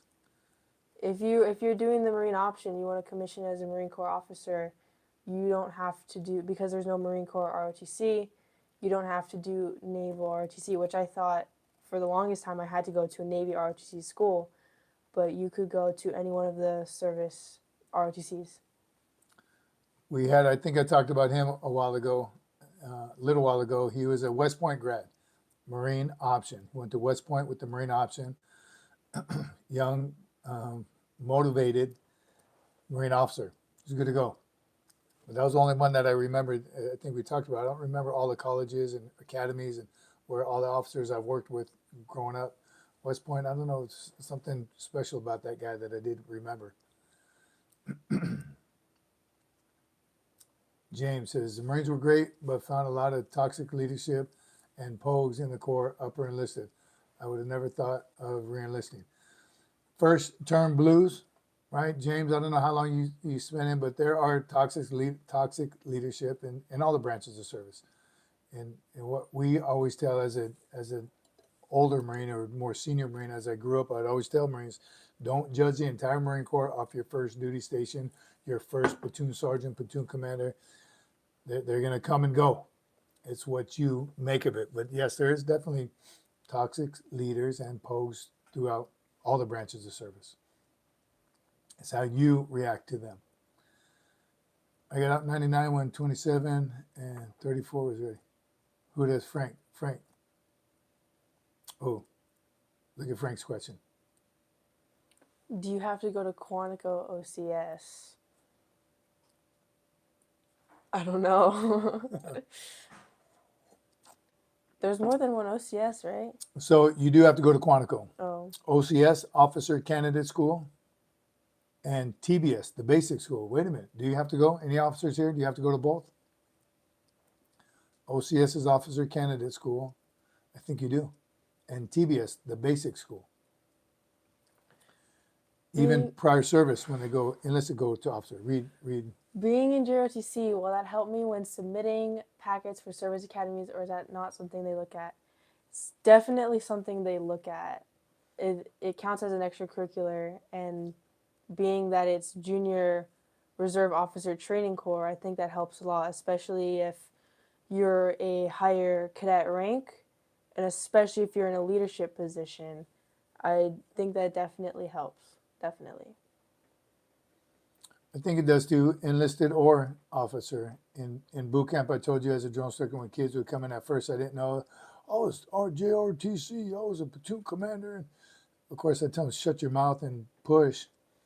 But I come to realize very quickly that those cadets knew how to drill. They knew basic knowledge. They knew rank structure. They were ahead of the ball game a little bit more. So yes, definitely helps. I heard Juan Hidalgo, Sergeant Major Juan Hidalgo. Doesn't ring a bell. Menachem. Terrible with names. Maybe I need to, if I saw his face, doesn't ring a bell. PLC Anderson says platoon leaders course, junior and seniors in another option, split option of 6 weeks each. PLC. Frank J, good night. Good night to you, brother. Thanks for hanging out with us. Appreciate you. Great input, brother. Lottie Wolf, is your daughter in the Marine Corps? Not yet. That's what we're talking about, though. The process she's going through right now to become a Marine officer. So we're trying. We shall see. Read James O'Connor's. 8 years, son and grandson of combat Marines. Couldn't stand the pogues and the higher enlisted. I kept getting ninja punched for dumb things, and Marines 20 years ago wouldn't have. I had enough. Times change. Things change. James, I'm telling you, that happens. Is the Marine Corps perfect? Our leadership's perfect? And even when they get out, it's not. It's tough. And all branches of service, I'm sure, deal with the same civilian communities deal with the same kind of BS. Jared shows softcore was getting, and unfortunately still that way. Again, for the longest time, I told, even my wife and I talk about it all the time, I don't want to be one of those guys after I got out. Corps got a whole lot softer when I got out. But I think it has. It seems, looking from the outside in, and just, we don't talk about it on here. A lot of people say, what do you think about the Marine Corps going woke and all the changes are being made? Changes need to be made with society. I got it. But it certainly does with the relaxed grooming standards for females. Every now and then something they introduce is like, that would have never happened when I was in. But it's going to happen. It happens. Owen. I'm 14 and I want to join the military when I get out of high school. What branch should I go? 3, 2, 1. The Marine Corps. Come on, Owen. Take a look at all of them. Give them all their just due. But again, I joined the Marine Corps because I knew it was the hardest and they had the best looking uniforms. Lottie Wolf, thank you, brother. Appreciate you. Poolee Vonnegut. Will any service academy still accept me if I'm going in as enlisted first? Yes. So Yes. the question is, will any academy, service academy, accept me if I'm going enlisted first? That's something that they don't need to know. And no. Oh, I see. So you're going to go enlisted and then apply to the service academy, which you can't do. You have to get out to go to the service academy. And you can't be past a certain age. There's age limits.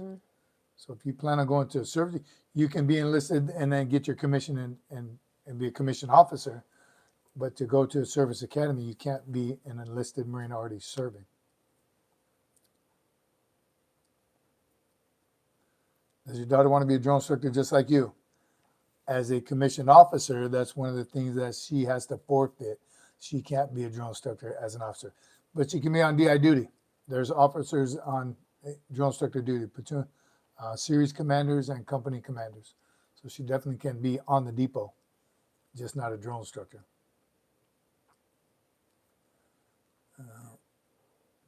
Owen. What college should I go to become an officer in the Marine Corps? That is up to you. There's a lot of different options. As for colleges, you have to be in the Marine Corps, you have a lot of options. You have an option to go to any service ROTC. It all depends on, I think, what you want to study. So if whatever you want to major in, look at the colleges and see what majors they offer. Yeah, so to commission in the Marine Corps, in all the branches, you just have to have a college degree.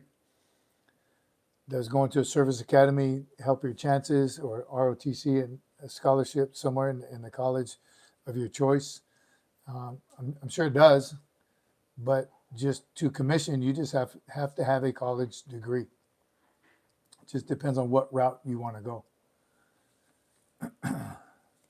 Anderson Ho says, yes, one of our lance corporals finished his first enlistment. He went to West Point to become a physician and was assigned to Walter Reed, where he recovered from an ID blast. So he was still enlisted, Anderson, when he went to West Point? Or he finished his first enlistment? Yes. So there you go. He was enlisted first, got out, and then went to West Point. Awesome. What a great, just an all-around officer. I'm sure he was after that. Dalamilla. What's your long-term goals? Senate, Congresswoman, President. I don't see myself in politics. Never. But related to that, I am interested in law and in criminal justice. I know that I want the Marine Corps to be my career. Within the Marine Corps, I haven't decided, like for sure decided, but I am interested in having a major of criminal justice and being possibly in the JAG Corps, law school. You can't handle the truth. Say it, James. You know you want to say it. Era, give her one. Miss Annie, Poolee Vonnegut says he only plans to do 4 years active duty, enlisting at 17 and getting out at 21 or 22, and thereby trying to get into Annapolis. That's a great goal. I don't see why not. Yeah. And then, Vonnegut, you never know how you're going to feel after those first 4 years of enlistment. You might want to do a couple more. But just pay attention to the age limits for Annapolis so you don't miss out. Reacher. Go USMC ground law option. Charlie 1-2, 112, 86-90. Simplified devil dog. She seems motivated. We're looking for a era, James. 4402. Is that, what's that? Legal Beagle? What is that? USMCC?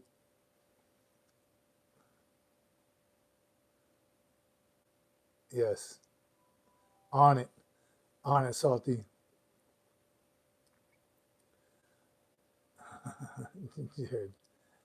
They're coming out. Did I miss it? Was it a dumb one or was it a funny one? Oh. Something about Marines make good robots or something. Something ignorant. All right. Any more before we start to wrap it up and land this helicopter? Seems like them times were different from millennial and, oh, that's not the answer. Times are different, without a doubt. And it happened in the couple decades that I was in. We saw it happen while we were still active duty. Times change, period. Legal officer, 44, what was it? 4402? And then you can be a judge, right? Now the biggest question, little Miss Cece. Favorite cereal? I have to think about this one. Don't even say Fruity Pebbles. Captain Crunch. Oh yeah, Captain. Captain's got some good cereal. We don't eat a lot of cereal here. Yeah, we don't. Owen, what should I expect from a deployment when I join the military? How about your last deployment? Did you? Here's what I can tell you, Owen, about any deployment, whether it's combat or not. If it's just a field operation or you're going on ship for a couple months, you got to give it everything you got. Is there going to be times you can skate and chill and hide out? Yes, there'll be many opportunities, and you'll have some slackers who will find a way to chill and skate and slack off. Don't do it. Don't give in to that peer pressure and chill somewhere. Get after it the whole time. And you'll have some haters, oh, kiss butt. Look, he's just doing it to look good. No, he's doing it to improve himself or herself. So that's what you can expect, 100% effort at all times. Get after it. Don't slack off, even when the opportunity arises.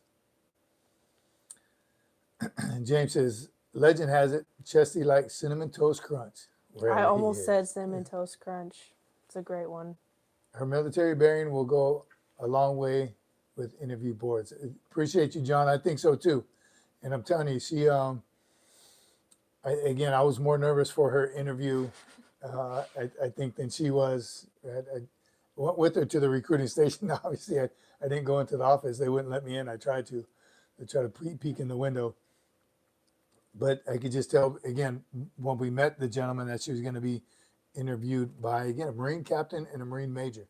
And that Marine major was jacked, bigger than me. I was a little upset that he was so big. But again, it made me nervous. I know what she was getting ready to go through, and she didn't look as nervous as I was. So, yes, we're military bearing on point. That was awesome. I think that will be what is going to set her apart. So I kept telling you, there's got to be a wow moment. There's got to be a wow moment. And we did hear after. They kind of gave us a little brief. The recruiter said that they said she did well. And, you know, it's probably a pretty common answer. Yeah, you did well. You did well. You're not going to spill all the beans right after it, but I think they kind of went out of the way to tell me that she did extremely well. So we're pretty confident. Someone asked, how far do you run in the physical fitness test, I think? So the Marine PFT. You run a Marine PFT, right, for the yes. ROTC scholarship? 3 miles. It depends on your age and gender for the maximum and minimum time. But as a cross-country runner, because he said he runs cross-country, that should help you a lot. Cross-country is a great sport to be in if you're preparing to be in the military. 100% recommend it.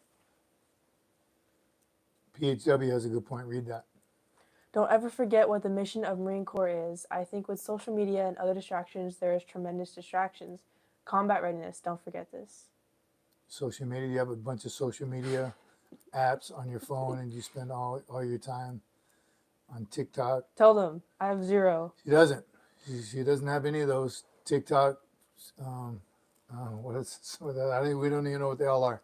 Snapchat, Snap, Insta, all that crap. She doesn't waste her life on them. No. She watches some YouTube stuff. She watches, there's that one great channel, SFMF Live. That's about it. but it hasn't taken over our kids' lives, and that's for a reason, and that's why you see the end product so great. I even forget who said that. Anyhow, to any high school, John McJunkin, tell your kids, don't waste their life on social media. Get some news from it, spend a little bit of time on it. You want to unwind or something, but no, our kids don't have any of that crap, and hasn't taken over their lives. Back to the mission. What is your mission? Right now, you're working on your mission, and that's after high school. So you have to have options. Don't let it be, I'm just going to enlist in the Army because you didn't plan properly. Nope. If you're going to join the Army, if you're going to work at 7-Eleven, make that your choice. I want to work at 7-Eleven because I want to work at 7-Eleven. You have to provide your own options.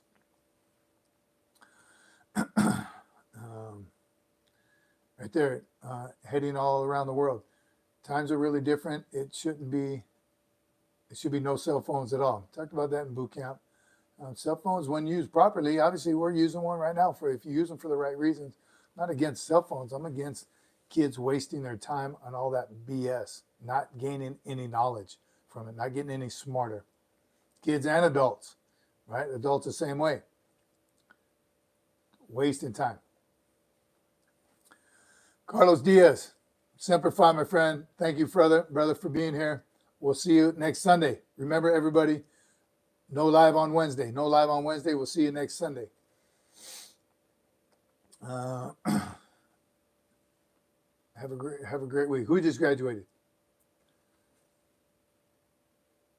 Empire Rules. Thanks for the advice you guys gave me at MMA. I made it through boot camp. San Diego, graduated yesterday. Congratulations, brother. Era, Semper Fi, Marine. Stay with us. We're going to ask you. We're getting ready to land this helicopter pretty shortly, but stay with us and let us know. We want to know the latest scoop on boot camp for anyone getting ready to go. You graduated a week ago. Awesome. Let us know. Give some scoops. We still got some time. Let us know how it went.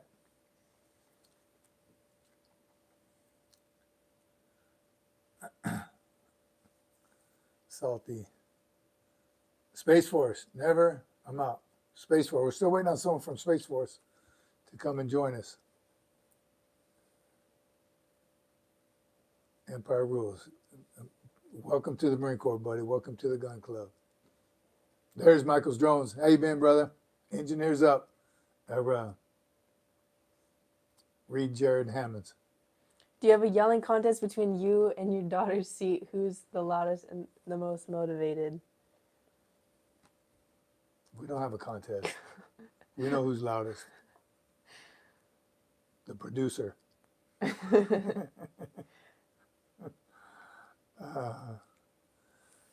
Andrew Diaz, they call me a boot, and my higher-ups beat me up and down to a pope. Everyone's boot to somebody. All right, another Poolee question. Asked if a service academy can send a cadet off to war even in the middle of their time there or before graduating. I don't believe so. Before graduation, no, because you haven't graduated. So no, you haven't commissioned. You're not yet in the military. When you're going to school there. And let me just address Sheps real quick. That's why I'm confused, because he's actively advocating social media by his actions. I said, don't waste your time on social media. That's with all that BS, the dumb, funny ones that people think are funny, and the BS that they show. We're actually educating each other. So yes, everything in moderation. We don't want you to waste your time. That's what we do live, a couple shorts here and there. Education. As long as you're gaining knowledge from that social media, by all means, using the social media for the right reason. Yeah, take a break every now and then. Don't spend your life on it. Kids spend their lives on it, and it just blowing their minds up on useless crap. They're watching everyone else's life. This is, if you will hang out for a little while, this is to make nothing but education, right? Nothing but information being passed both ways. I'm telling you, I've learned more than anyone here. I'm guessing it's when you waste it on TikTok BS and people doing stupid things and the dumb challenges that they do and just trying to get a laugh. We're trying to educate and help people. So that's the difference, right? I'm not, obviously, no social media at all. We want to learn and educate and help each other. People always find a way to corrupt anything. You're absolutely right. Right? We want to try to help anyone and everyone any way possible.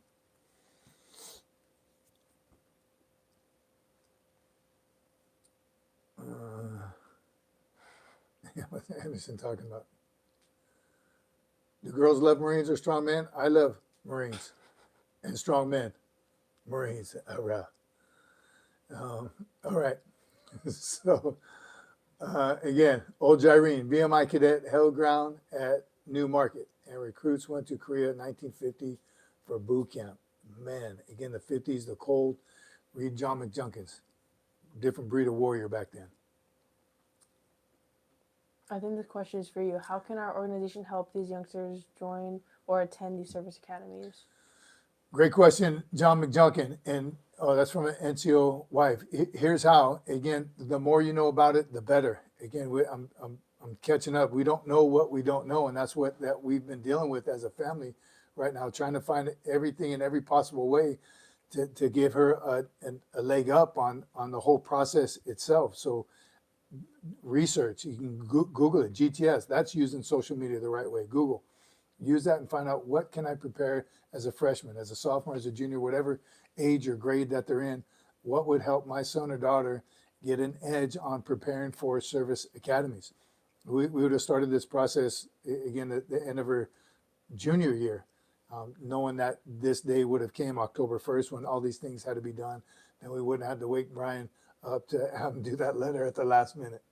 While he was driving, he submitted that recommendation letter.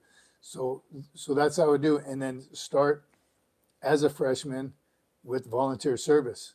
Again, grades, watching your GPA closely, looking at the AP classes, any AP and honors classes. Start those as early as possible. So again, once you get that 3.9 GPA that you've maintained all through high schools, it's also with honors and AP classes. So again, the more you know, the better off you'll be as a family and be able to help each other out. Like Jared, I don't TikTok. They couldn't handle me. I believe that. It makes us all safer. All right. Not wrong. Trolls aren't just living rent free in my head. They're tap dancing in my head at this point. Yeah, Salty, you know the deal. We don't pay attention to the trolls. Let them get in our heads. They want a better life, right? They have their own issues. Zombies need someone to eat first. There you go. Kimi, Cocoa Puffs.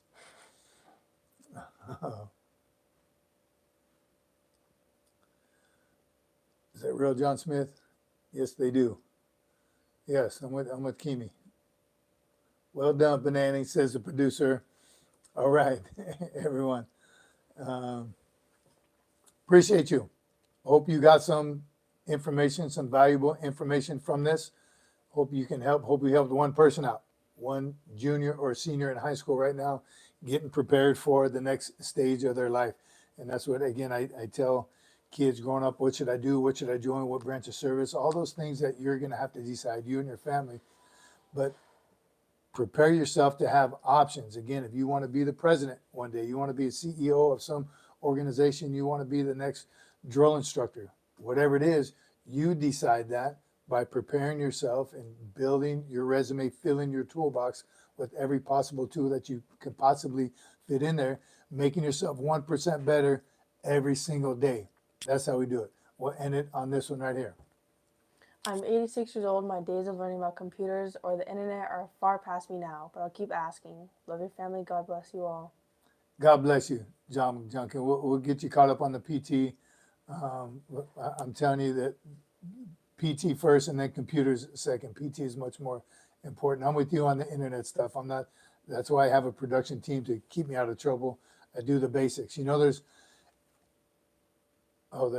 She's 86. Again, as long as you have YouTube, you're good to go. You can follow us here. I'm with you on that. And then maybe you can get John to get out in PT. But I'm with you, and God bless you. Thank you for being here with us. We appreciate y'all hanging out, and all the cadets and young Marines and all the motivators that you have with us. Joining us every week is awesome. All right, we are going to land this helicopter. Can we give a shaka? Okay, you got it? All right. That was a photo op for the producer, everyone. That was a photo op for her. Look at, she made us do it. Semper Fi to you all. God bless you all. It is Sunday. Spend some time with God. Thank God for our many, many blessings and this channel, everything that we've been doing for the past year or so. We're going to continue to grow this community, grow this channel, and we are here to serve all of you. Give it up for Annie Cece, Cece number 4.